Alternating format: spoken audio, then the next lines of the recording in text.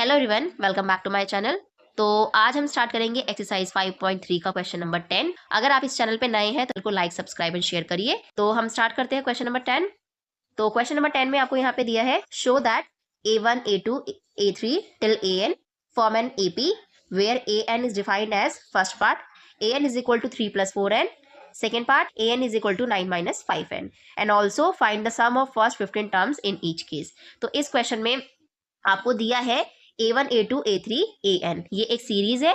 आपसे पूछा है कि ये जो सीरीज है ये एपी फॉर्म करती है या फिर नहीं करती है, और इस सीरीज का एन टर्म, जो आपका nth टर्म है, वो आपको दिया है और उसके दो पार्ट्स आपको यहाँ पे सॉल्व करने के लिए दिए हैं, और आपको सम ऑफ फर्स्ट 15 टर्म्स यहाँ पे ईच केस में फाइंड करना है। मतलब आपके यहाँ पे दो केसेस दे रखे हैं, ठीक है। दोनों केसेस में हमें फर्स्ट 15 टर्म्स का सम निकालना है। तो आइए इस क्वेश्चन को हम सॉल्व करते हैं। वन बाय वन दोनों पार्ट्स को हम यहाँ पे सॉल्व करेंगे। सबसे पहले हम इसका पार्ट फर्स्ट सॉल्व करेंगे, ठीक है। तो जिसमें आपको an दिया है 3 + 4n। तो हम यहाँ पे सीक्वेंस नोट डाउन कर लेते हैं जो हमें क्वेश्चन में दिया है। तो सीक्वेंस क्या है यहाँ पे, A1, A2, A3 till AN। जहाँ पे आप देख सकते हो ये जो AN है ये आपको यहाँ पे डिफाइन करके दिया है।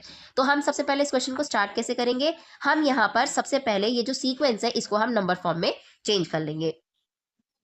तो आप देख सकते हो ये फर्स्ट टर्म है, सेकंड टर्म है, ये थर्ड टर्म है। इसका क्या मतलब है, यहाँ पर 1 लिखा है, इसका मतलब क्या है, यहाँ पे n की वैल्यू 1 है, यहाँ पे n की वैल्यू 2 है और यहाँ पे n की वैल्यू 3 है। तो आपका यहाँ पे जो 1 है ये क्या है, नंबर ऑफ टर्म, मतलब first term.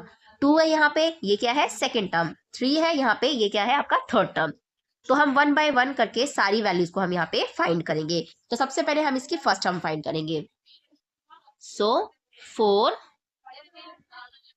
First term. First term में क्या है आपका A1, ये हम फाइंड करेंगे। अगर हमें फर्स्ट टर्म फाइंड करनी है, आपको पता है यहाँ पे नीचे 1 लिखा है, इसका क्या मतलब है, n की वैल्यू कितनी है यहाँ पे 1। अच्छा, आप इसको इक्वेशन नंबर 1 कंसीडर कर लो क्योंकि हमें इसको ही यूज करना है आगे। तो हमारे पास n की वैल्यू कितनी आई है 1। तो हम क्या करेंगे, इस n की वैल्यू को इक्वेशन नंबर 1 में पुट करेंगे। सो यहाँ पे हम n की जगह पे पुट कर रहे हैं 1, तो ये किसके इक्वल हो जाएगा आपका 3 + 4 मल्टीप्लाई n कितना है यहाँ पे 1, तो यहाँ पे हम 1 लिख देंगे। अब हम इसको सॉल्व करेंगे तो क्या आएगा, 3 + 4 मल्टीप्लाई 1 कितना होगा 4, तो 3 + 4 कितना आ जाएगा 7। तो हमने यहाँ पे फाइंड कर लिया है कि A1 की वैल्यू कितनी आई है यहाँ पे 7, ठीक है। सिमिलरली ऐसे ही हम सेकेंड टर्म फाइंड करेंगे। तो आप यहाँ पे देख सकते हो 4 सेकेंड टर्म। तो हमें यहाँ पे सेकेंड टर्म फाइंड करनी है। सेकेंड टर्म का मतलब क्या है, A2। और अगर हमें यहाँ पे सेकेंड टर्म फाइंड करनी है तो सेकेंड टर्म का मतलब क्या है, n की वैल्यू यहाँ पे कितनी आएगी 2। तो n की वैल्यू आ गई यहाँ पे हमारी 2। तो n की वैल्यू 2 को हम क्या करेंगे, इक्वेशन नंबर 1 में पुट करेंगे सेकेंड टर्म के लिए। तो n की जगह पे हमें क्या डालना है 2, तो यहाँ पे आ गया 2 = यहाँ पे क्या है 3, then plus, then 4 multiply n। तो यहाँ पे क्या करेंगे, 4 मल्टीप्लाई n की जगह पे हम क्या लिखेंगे 2। इसको हम सॉल्व करेंगे तो 3 + 4 2 कितना होगा 8। इनको हम ऐड कर देंगे तो हमारा आंसर आ जाएगा 11। तो आप देख सकते हैं हमारे पास सेकंड टर्म कितनी आई है 11। ऐसे ही हम क्या करेंगे, इसकी थर्ड टर्म सॉल्व करेंगे। अब हम यहाँ पे थर्ड टर्म फाइंड करेंगे। सो 4 थर्ड टर्म। थर्ड टर्म का मतलब क्या है, A3 हमें यहाँ पे फाइंड करना है। इसके लिए हम क्या करेंगे, A3 फाइंड करना है, इसका मतलब n की वैल्यू कितनी है 3, तो n = कितना होगा 3। इस n = 3 मतलब n की जो वैल्यू है इसको हम क्या करेंगे, इक्वेशन नंबर 1 में पुट करेंगे। तो इक्वेशन नंबर 1 मैंने आपको पहले ही यहाँ पे बताया है, हम किसको कंसिडर करेंगे, जो भी हमारा क्वेश्चन दिया है। तो यही आपकी इक्वेशन नंबर 1 है। इसमें हम क्या करेंगे, n की वैल्यू को पुट करेंगे और थर्ड टर्म फाइंड कर लेंगे, ठीक है। तो यहाँ पे A3 = 3 + 4 मल्टीप्लाई, यहाँ पे n था, n की जगह पे हम क्या लिखेंगे 3। यहाँ पे आएगा 3 + और 4 3 कितना होता है 12। इसको हम ऐड कर देंगे तो हमारा आंसर कितना आएगा 15। तो आप यहाँ पे देख सकते हो हमारे पास A3 कितना आया है 15। तो हमारे पास A3 की वैल्यू आ गई है। तो हमने सीक्वेंस की फर्स्ट, सेकंड और थर्ड टर्म निकाल लिए। तो अब हम उसको उसकी जगह पे पुट करेंगे। तो जो हमारे पास A1, A2, A3 इन सब की वैल्यू आई है, इसको हम क्या करेंगे, सीक्वेंस में पुट कर देंगे। तो हमारे A1 की वैल्यू कितनी आई थी 7। A1 की जगह पे हम यहाँ पे 7 लिख देंगे। सो पहले हम लिख देते हैं, सो यहाँ पे सीक्वेंस। तो सीक्वेंस हमारा क्या आया है, A1 की वैल्यू हमारे पास आई है 7, A2 की वैल्यू हमारे पास आई है 11 और A3 की वैल्यू हमारे पास कितनी आई है 15। तो ये हमारा सीक्वेंस आ गया है। अब हमें चेक करना है कि जो ये सीक्वेंस आया है ये एपी है या फिर नहीं है। तो मैंने आपको पहले भी बताया है, हमने एक्सरसाइज 5.1 में सॉल्व किया था कि अगर हमें कोई सीक्वेंस दिया जाता है तो उसको हम कैसे एपी चेक कर सकते हैं कि वो एपी है या फिर नहीं है। तो हम तीनों टर्म्स के बीच का डिफरेंस फाइंड करेंगे। अगर तीनों टर्म्स में जो आपका डिफरेंस आया है अगर वो कॉमन होगा, कॉमन का मतलब सेम होगा, तो हम कह सकते हैं the given sequence is an AP. ठीक है, तो हम यहाँ पे डी फाइंड करते हैं। तो हम सबसे पहले D1 फाइंड करेंगे। D1 का मतलब क्या है, second term minus first term. So A2 minus A1, तो यहाँ पे A2 कितना है 11 माइनस A1 कितना है 7, तो हम इसको माइनस कर देते हैं। 11 माइनस 7 कितना आएगा 4। सिमिलरली हम अब यहाँ पे D2 निकाल लेते हैं। D2 का मतलब क्या है, third term minus second term. Third term आपको 15 दी है और सेकेंड टर्म आपको 11 दी है, इसको हम माइनस कर लेंगे तो हमारे पास आंसर कितना आ जाएगा 4। आप देख सकते हो दोनों में डिफरेंस आपका कितना आ रहा है 4। दोनों का डिफरेंस सेम आ रहा है, तो इसका क्या मतलब है कि ये जो आपको सीक्वेंस दिया है ये एपी है। तो आप यहाँ पे लिख सकते हो। अब हम यहाँ पे लिख सकते हैं since the difference between terms are constant. तो आपका यहाँ पे जो डिफरेंस है सभी टर्म्स के बीच का वो कितना आ रहा है, आपका कांस्टेंट आ रहा है। वो आपका कांस्टेंट आ रहा है, दैट इज 4। ये हमारा 4 आ रहा है। तो हम क्या कह सकते हैं कि ये जो आपको सीक्वेंस दिया है ये एपी है। तो हम यहाँ पे लिख सकते हैं therefore the sequence is an AP. तो ये आपका जो सीक्वेंस है ये एक एपी है। तो हमने यहाँ पे फाइंड कर लिया कि ये एपी है। इस क्वेश्चन में हमें एक और चीज भी निकालनी है, सम ऑफ फर्स्ट 15 टर्म्स। तो दोनों केसेस में आपको 2 क्वेश्चन दिए थे, दोनों केसेस में हमें यहाँ पे फाइंड करना है सम ऑफ फर्स्ट 15 टर्म्स। तो अब हम निकालेंगे यहाँ पे सम। तो इस क्वेश्चन में हमें क्या करना है, फर्स्ट 15 टर्म्स का सम फाइंड करना है। तो कितनी टर्म्स है टोटल 15, इसका मतलब n की वैल्यू कितनी है 15। और हमने A1 और D की वैल्यू तो ऑलरेडी फाइंड कर ली है। तो हम यहाँ पे सम का फॉर्मूला अप्लाई करेंगे। तो सम का फॉर्मूला होता है हमारा Sn is equal to n/2 2A1 plus n-1 D। ये हमारा सम का फॉर्मूला होता है, ठीक है। और हमें n की वैल्यू कितनी दी है 15, तो हम n की जगह पे 15 लिख देंगे। तो ये आपका आ गया, ठीक है। हमने n की जगह पे 15 लिख दिया। अब A1 की वैल्यू और n और D जो भी आपको वैल्यू दी है हम इस क्वेश्चन में इसको पुट कर लेंगे। तो 2 मल्टीप्लाई A1 की वैल्यू आपकी कितनी है 7 प्लस n की वैल्यू है 15 और यहाँ पे -1 और D की वैल्यू आपकी कितनी है 4। अब हम इसको सॉल्व कर लेंगे। तो 15/2 इसको हम सॉल्व करते हैं तो 2 7 जा कितना होगा 14 प्लस 15 - 1 कितना होगा 14 और मल्टीप्लाई 4। इस ब्रैकेट को भी हम आगे सॉल्व कर लेते हैं। तो 15/2 14 प्लस 14 4 का कितना होता है 56। अब हम इसको ऐड कर लेते हैं। तो 15/2 और जब आप इसको ऐड करोगे तो आपका आंसर कितना आएगा 70। ठीक है, आप देख सकते हो जो 2 है नीचे लिखा है ये आपका 70 को डिवाइड कर सकता है कंप्लीटली। तो हम इसको डिवाइड कर देते हैं या कैंसिल कर देते हैं। तो 2 1 जा 2, 2 3 जा 6, यहाँ पे कितना बचेगा 1 1 इधर आ जाएगा, ये 10 हो जाएगा, 2 5 जा 10। तो आप यहाँ पे देख सकते हो हमारे पास आया है 15 मल्टीप्लाई 35। इसको हम मल्टीप्लाई कर देते हैं। तो आप देख सकते हो यहाँ पे 15 को जब हम 5 से मल्टीप्लाई करेंगे तो कितना आंसर आएगा 75। हम 7 ऊपर लिख देंगे। तो 15 3 जा 45, 45 में जब आप 7 को प्लस करोगे तो आंसर कितना आ जाएगा 52। तो हमारे पास S15 की वैल्यू आई है 525। तो ये आपका फर्स्ट पार्ट कंप्लीट होता है। अब हम इसका सेकेंड पार्ट सॉल्व करेंगे। तो सेकंड पार्ट में आपको दिया है an is equal to 9 - 5n। ठीक है, तो हमें क्वेश्चन में सीक्वेंस ऑलरेडी दिया था तो उसको हमने यहाँ पे लिख लिया है। तो अब हम क्या करेंगे, जैसे हमने फर्स्ट पार्ट सॉल्व किया है बिल्कुल सिमिलरली इसमें भी हम वही करेंगे। तो पहले हम A1 की वैल्यू फाइंड करेंगे, A2 की फाइंड करेंगे, A3 की फाइंड करेंगे। तो हमारे पास जब तीनों वैल्यूज आ जाएंगी फिर हम चेक करेंगे कि वो AP है या फिर नहीं है। जब आपको AP पता चल जाएगी कि वो AP है तो हम क्या करेंगे, सम ऑफ 15 टर्म्स फाइंड कर लेंगे। तो सबसे पहले हम A1 A2 और A3 की वैल्यू निकालते हैं। सो 4A1, तो हम यहाँ पे A1 के लिए निकालने हैं। अगर हम A1 की वैल्यू निकालेंगे तो 1 है, इसका मतलब n की वैल्यू कितनी है यहाँ पे 1। तो अब हम क्या करेंगे, इसको हम इसमें पुट कर देंगे फर्स्ट इक्वेशन में। तो ये आपकी इक्वेशन 1 है, इसमें हम n की वैल्यू को पुट कर देंगे। तो हम यहाँ पे सॉल्व करेंगे, n की जगह पे क्या आएगा 1 is equal to 9 - 5 multiply n की जगह पे कितना आएगा 1। इसको हम सॉल्व कर देते हैं। तो 9 - 5 1 जा 5। तो आंसर कितना आ जाएगा यहाँ पे 9 माइनस 5 हमने किया तो आंसर कितना आया है 4। तो हमारे पास A1 की वैल्यू आ गई है। तो हमारे पास A1 की वैल्यू आई है 4। सिमिलरली अब हम इसके सेकेंड टर्म फाइंड करेंगे। 4 सेकेंड टर्म A2। ठीक है, अगर हम A2 निकालना चाहते हैं तो हमारे पास n की वैल्यू कितनी हो जाएगी 2। अब हम नेक्स्ट स्टेप में क्या करेंगे, इस n की वैल्यू को हम इक्वेशन नंबर 1 में पुट कर देंगे। तो n की जगह पे हम क्या लिखेंगे 2 is equal to 9 minus 5 multiply n है, n की जगह पे हम 2 लिख देंगे। तो 5 मल्टीप्लाई 2। तो अब हम इसको सॉल्व कर लेते हैं। तो 9 माइनस 5 टू कितना होता है 10। इसको हम माइनस करेंगे तो आंसर कितना आ जाएगा 1। लेकिन आप देख सकते हो 9 माइनस 10 तो पॉसिबल नहीं है, तो हम 10 माइनस 9 करेंगे तो आपका आंसर कितना आएगा 1। और मैंने आपको पहले भी बताया जो नंबर बड़ा होता है उसके आगे जो भी साइन आता है उसको हम आंसर में लिखते हैं। तो 10 बड़ा है, 10 के आगे माइनस का साइन है, इसलिए हम यहाँ पे माइनस लगाएंगे। तो हमारे पास A2 की वैल्यू आई है -1। अब सिमिलरली हम यहाँ पे A3 की वैल्यू भी फाइंड कर लेंगे। तो A3 के लिए हम निकालेंगे 4 A3। A3 के लिए अगर हम फाइंड कर रहे हैं तो हमारे पास n की वैल्यू कितनी है 3। अब हम इस वैल्यू को क्या करेंगे इक्वेशन नंबर 1 में पुट कर देंगे। तो यहाँ आएगा A3 is equal to 9 minus 5 multiply 3। इसको हम सॉल्व कर लेते हैं। तो 9 माइनस 5 3 से कितना होता है 15। अब हम इसको माइनस करते हैं। तो 9 माइनस 15 तो पॉसिबल नहीं है, तो हम 15 माइनस 9 करेंगे। तो 15 माइनस 9 कितना होता है 6।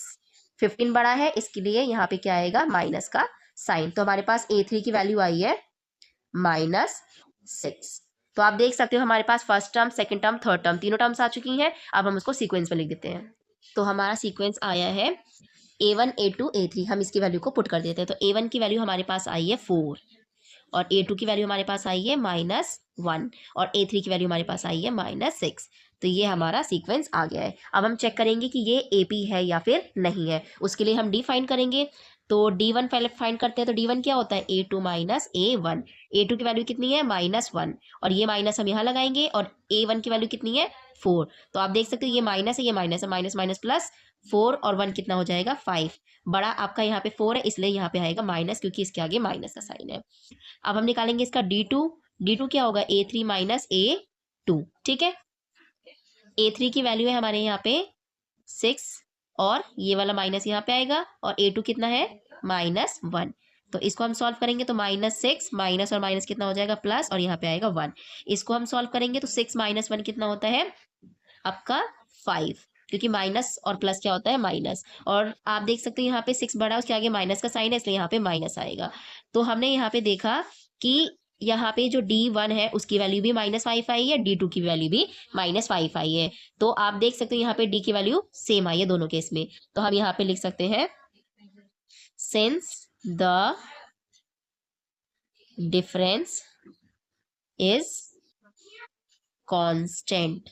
तो डिफरेंस हमारा यहाँ पे क्या है कांस्टेंट है बिटवीन्स द टर्म्स। तो हमारा यहाँ पे डिफरेंस कांस्टेंट है टर्म्स के बीच का। तो हम यहाँ पे क्या लिख सकते हैं therefore the sequence is an AP। तो जो ये हमने सीक्वेंस अभी यहाँ पे लिखा है वो क्या है AP है।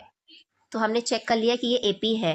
ठीक है, अब हम यहाँ पे फाइंड करेंगे सम ऑफ फर्स्ट 15 टर्म्स। तो सम ऑफ फर्स्ट 15 टर्म्स के लिए हम क्या करेंगे, पहले हम n की वैल्यू लिखेंगे। तो हमारे पास n की वैल्यू कितनी है यहाँ पे 15 और हमारे पास A1 की वैल्यू भी आई है। हमारे पास n की वैल्यू 15 आई है क्योंकि हमें फर्स्ट 15 टर्म्स का सम फाइंड करना है। और हमारे पास A1 की वैल्यू कितनी आई थी 4 और साथ में हमारे पास D भी आई थी कितनी -5। तो D की वैल्यू हमारे पास -5 आई थी। अब हम यहाँ पे क्या करेंगे 15 टर्म का सम फाइंड करेंगे। तो फॉर्मूला क्या होता है SN is equal to n/2 2A1 plus n-1 D। ये फॉर्मूला होता है, इसमें हम सारी वैल्यूज को पुट कर देंगे। तो हमारे पास n की वैल्यू है 15, तो यहाँ पे 15/2 A की वैल्यू कितनी है 4 प्लस n की जगह पे हम 15 और -1 और D की जगह पे कितना है आपका -5। इसको हम सॉल्व कर देते हैं। तो 15/2 इसको मल्टीप्लाई करते हैं तो 2 4 से कितना हो जाएगा 8 प्लस 15 - 1 कितना होता है 14 और मल्टीप्लाई -5। देन इसको हम आगे और सॉल्व कर लेते हैं। तो 8 प्लस इसको हम मल्टीप्लाई करते हैं तो 14 5 से कितना होता है 14 5 जा होता है 70 और यहाँ पे माइनस, इसलिए यहाँ पे माइनस का 70 आएगा। ठीक है, तो नेक्स्ट स्टेप में अब हम सॉल्व करते हैं। तो यहाँ पे क्या है 8 और आप देख सकते हैं यहाँ पे प्लस है और अंदर क्या है माइनस, प्लस माइनस क्या होगा माइनस, तो यहाँ पे माइनस का 70। इसको हम फर्दर सॉल्व कर लेते हैं आगे। तो 70 माइनस 8 कितना हो जाएगा यहाँ पे 62, वो भी कैसा माइनस का।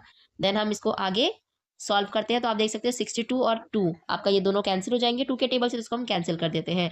तो 2 1 जा 2, 2 3 जा 6, 2 1 जा 2, तो आपका यहाँ पे आया है 15 मल्टीप्लाई माइनस 31।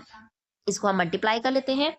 तो 15 को 1 से मल्टीप्लाई करेंगे तो 15 1 जा 15, यहाँ पे कितना बचेगा 1, 15 3 जा 45, 45 पे 1 प्लस करेंगे कितना आएगा 46 और यहाँ पे माइनस है इसलिए यहाँ पे आएगा माइनस। तो हमारे पास आ गई है S15 की वैल्यू। S15 की वैल्यू हमारे पास आई है -465। तो क्वेश्चन नंबर 10 कंप्लीट होता है। अब हम नेक्स्ट वीडियो में सॉल्व करेंगे क्वेश्चन नंबर 11। Thank you.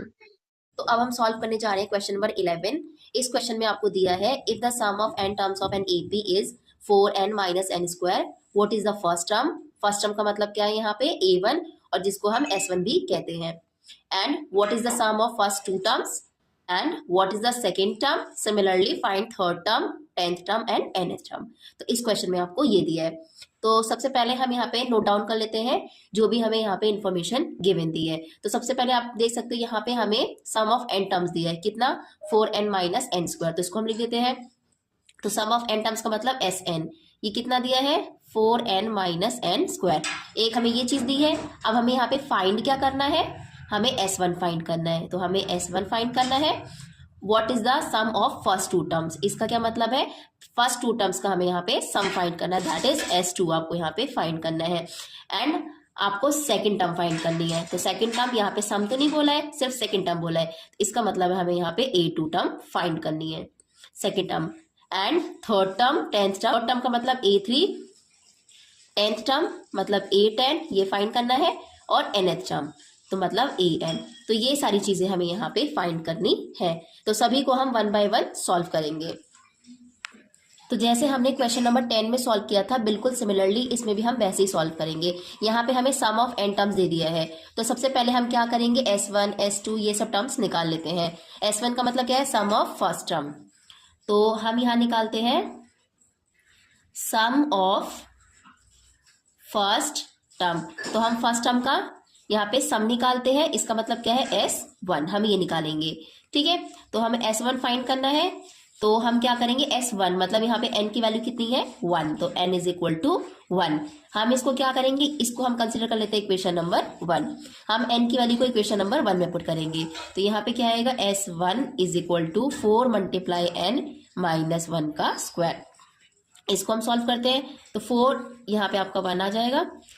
तो यहाँ पे आपका 4 1 जा कितना होगा 4 - 1 का स्क्वायर कितना होता है 1। इसको हम माइनस करेंगे तो हमारा आंसर कितना आ जाएगा 3। तो आप देख सकते हो S1 हमारे पास कितना आया है 3। और ये आपको क्या है दिया है सम ऑफ फर्स्ट टर्म। ठीक है, और S1 हमारा A1 के भी इक्वल होता है। तो हम यहाँ लिख सकते हैं S1 is equal to A1, तो इसलिए हमारे पास A1 की वैल्यू भी आ गई है। तो हमारे पास फर्स्ट टर्म आ गई है। तो फर्स्ट टर्म हमारे पास आई है A1, ये आई है आपकी 3। ठीक है, अब हमने S1 की वैल्यू निकाल ली है। अब हम निकालेंगे यहाँ पे S2 क्योंकि क्वेश्चन में हमें क्या बोला है सम ऑफ टू टर्म्स, तो हम इसे भी निकाल लेते हैं। तो sum of two terms, sum of two terms का क्या मतलब है S2 हमें यहाँ पे फाइंड करना है। अब यहाँ पे टू टर्म्स का फाइंड करना है हमें फर्स्ट टू टर्म्स का। तो इसमें क्या आएगा फर्स्ट टर्म आएगी और सेकंड टर्म आएगा, उनका एडिशन करके हमारा S2 आ रहा है। ठीक है, तो यहाँ पे क्या है आपका टू टर्म्स मतलब n की वैल्यू कितनी है यहाँ पे 2। अब हम इस n की वैल्यू 2 को इक्वेशन नंबर 1 में पुट करेंगे। ठीक है, तो यहाँ पे आ जाएगा S2, तो हम इसे पुट करेंगे तो S2 is equal to 4 multiply n की जगह हम 2 पुट करेंगे माइनस n की जगह हमने 2 पुट कर दिया। ठीक है, तो अब हम इसको सॉल्व करेंगे तो 4 2 जा कितना हो जाएगा 8 माइनस 2 का स्क्वायर करेंगे तो आएगा आंसर यहाँ पे 4। तो यहाँ पे आप सॉल्व करोगे आगे तो 8 - 4 कितना होगा 4, मतलब हमारे पास S2 की वैल्यू कितनी आई है 4। तो ये आपका सम ऑफ फर्स्ट टू टर्म 4 आया है। और क्वेश्चन में हमें ये भी निकालने के लिए बोला था तो हमारे पास ये वैल्यू आई है। अब हम यहाँ पे थर्ड टर्म भी निकालेंगे क्योंकि हम सम ऑफ फर्स्ट 3 टर्म की नीड होगी आगे क्वेश्चन में, इसलिए हम उसको भी फाइंड करेंगे। तो सम ऑफ फर्स्ट 3 टर्म्स, ये भी आपका सम ऑफ फर्स्ट 2 टर्म्स है, ठीक है। तो हम यहाँ पे 3 टर्म्स का सम निकालेंगे, मतलब S3 की वैल्यू हमें यहाँ पे कैलकुलेट करनी है। अब 3 टर्म्स का हमें सम निकालना है, तो मतलब यहाँ पे n की वैल्यू कितनी है 3। तो अब हम इस वैल्यू को पुट करेंगे इक्वेशन नंबर 1 में। तो अब हम यहाँ पे वैल्यू को पुट करते हैं, तो यहाँ पे क्या आ जाएगा S3 और ये आ जाएगा 4 मल्टीप्लाई n की जगह पे हम 3 पुट करेंगे माइनस n की जगह पे 3 और इसका स्क्वायर हो जाएगा। इसको सॉल्व करेंगे तो 4 3 जा कितना होता है 12 माइनस 3 का स्क्वायर होता है 9। हम इसको माइनस करेंगे तो हमारे पास वैल्यू आ जाएगी यहाँ पर 12 माइनस 9 कितना होता है 3। तो हमारे पास S3 की वैल्यू कितनी आई है 3। तो ये क्या है सम ऑफ फर्स्ट 3 टर्म्स का यहाँ पे सम दे दिया है। तो हमें क्वेश्चन में पूछा था फर्स्ट टर्म निकालने के लिए सम ऑफ फर्स्ट टर्म, तो हमारे पास वो वैल्यू आ गई है। हमें सम ऑफ 2 टर्म्स निकालने के लिए बोला था, वो भी हमारे पास वैल्यू आ गई है। अब हमें यहाँ पे बोला what is the second term. Second term का क्या मतलब होता है A2। तो आप देख सकते हो कि हमारा जो S1 है, S1 किसके इक्वल है A1 के इक्वल, मतलब पहले टर्म का सम हमारा यहाँ पे दे दिया है। अगर हमें निकालना है सम ऑफ 2 टर्म्स, तो सम ऑफ 2 टर्म्स का क्या मतलब होता है, सम ऑफ 2 टर्म का मतलब होता है उसमें A1 भी आएगा और उसमें प्लस होके A2 भी आएगा। तो 2 टर्म्स का हमें सम कितना होगा S2।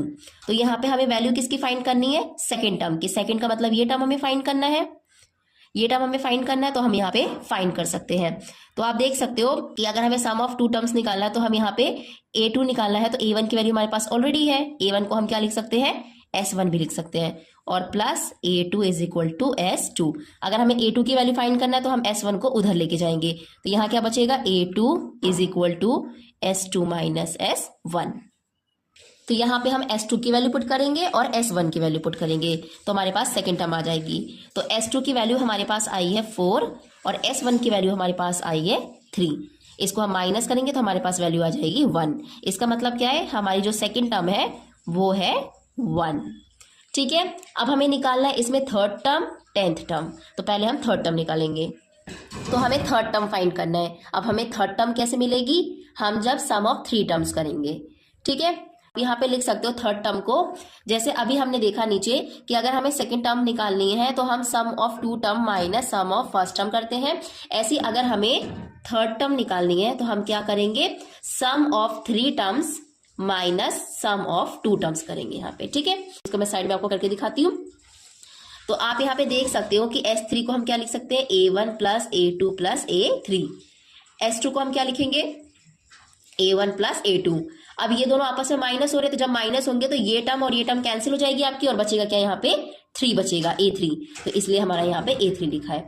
ठीक है, तो हम इसको ऐसे सॉल्व करेंगे। तो S3 की वैल्यू हमारे पास है 3 और S2 की वैल्यू हमारे पास है 4। तो -4, इसको हम माइनस कर देते हैं, तो 3 - 4 पॉसिबल नहीं है, तो 4 - 3 करेंगे तो आंसर कितना आ जाएगा 1। और यहाँ पे आगे कौन सा साइन है माइनस और 4 बड़ा है इसलिए यहाँ पे माइनस आएगा।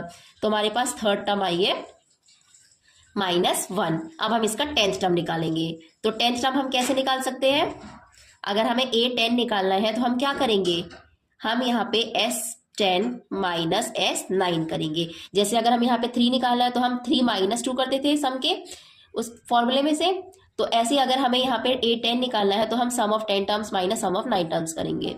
तो सबसे पहले हम S10 की वैल्यू निकालेंगे।